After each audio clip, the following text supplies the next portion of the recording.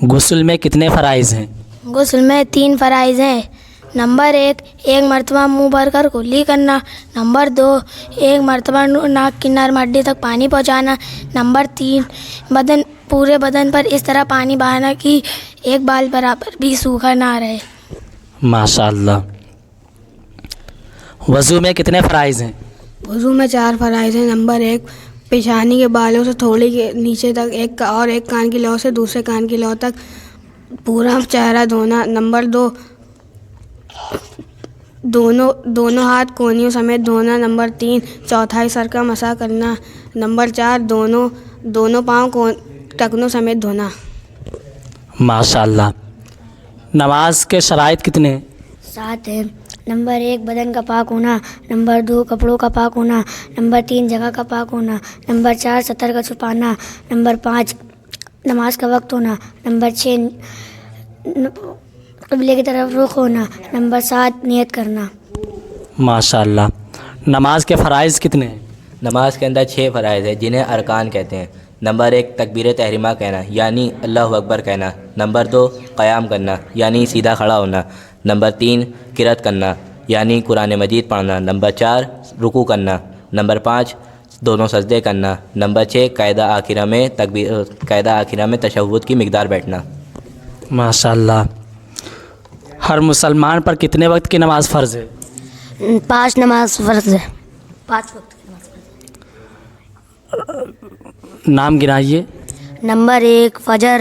Number 2 ظہر۔ Number 3 عصر۔ Number 4 مغرب۔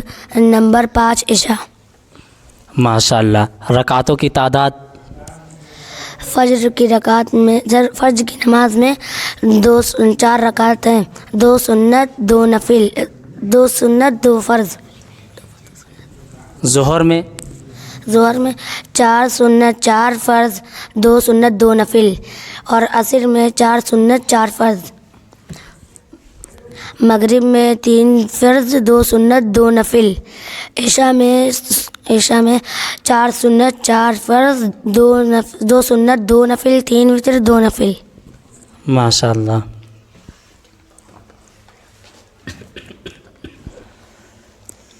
اکیلے نماز پڑھنے والے کو کیا کہتے ہیں؟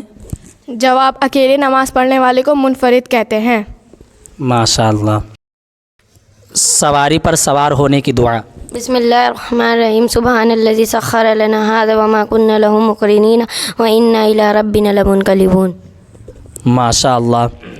سوال: حضرت نوح علیہ السلام نے اپنی قوم کو کتنے سال تک دین کی دعوت دی؟